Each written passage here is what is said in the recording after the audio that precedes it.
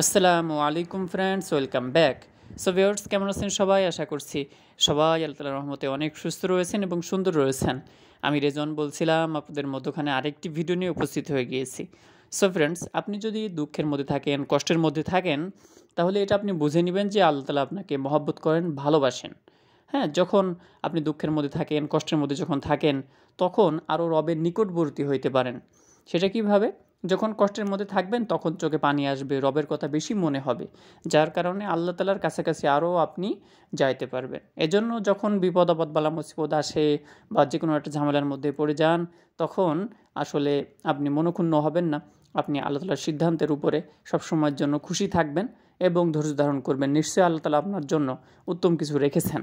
So friends, এই ভিডিওর মধ্যে যে বিষয়টা নিয়ে আলোচনা করব সেটা হচ্ছে যে এই গরমের মধ্যে রেসিং পিজনের যে ছোট বেবিগুলা স্ক্রিনে দেখতে পারতেছেন, এই বেবিদের বয়স 1 দিন হচ্ছে। এখন এই ছোট বেবিদেরকে আমরা কিভাবে যত্ন করতে পারি?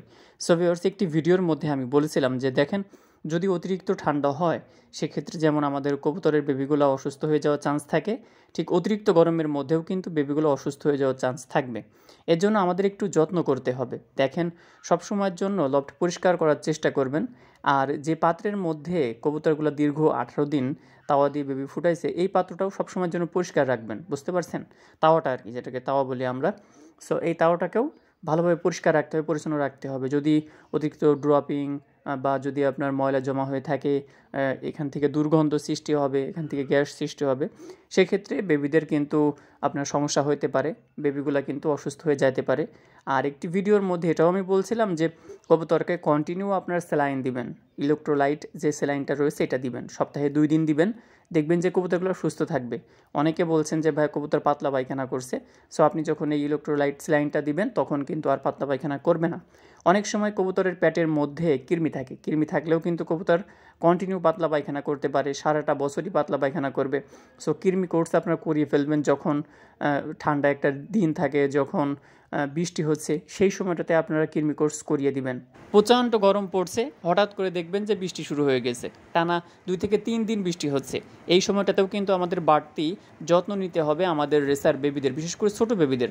এই যে দেখতে পারতেছেন বেবিগুলা, এদের যে আপনার পাত্রের মধ্যে যে কাপড়টা রয়েছে, এই কাপড়টা চেঞ্জ করতে হবে, প্রত্যেক দিন চেঞ্জ করতে হবে। প্রত্যেক দিন আপনি লফটে আসবেন আর প্রত্যেক দিন এই কাপড়টা চেঞ্জ করে দিবেন, কারণ অনেক সময় ওদের ড্রপিংয়ে কাপড়গুলা কি হয়ে যায়, ভিজে যায়। আর যদি এভাবে ভিজে থাকে সেক্ষেত্রে কিন্তু কবুতরের বেবিগুলো ঠান্ডা লাগবে, অসুস্থ হবে, মারা যাবে। এজন্য আমাদের এই বিষয়গুলো খেয়াল রাখতে হবে, পরিষ্কার পরিচ্ছন্ন করতে হবে, ভালো মানের খাবার দেন আর ঠান্ডা পানি দিতে হবে কবুতরকে। দিনের মধ্যে 2 থেকে 3 বার আপনি পানি পাল্টে দিতে পারেন, কারণ প্রচণ্ড গরম পড়তেছে। যখন আপনি ঠান্ডা পানি দিবেন, উন্নত মানের খাবার দিবেন, তখন বেবিগুলো সুস্থ থাকবে এবং রানিং পেয়ারগুলোও সুস্থ থাকবে। সো ভিউয়ার্স, আজকে এই পর্যন্ত। আসসালামু আলাইকুম।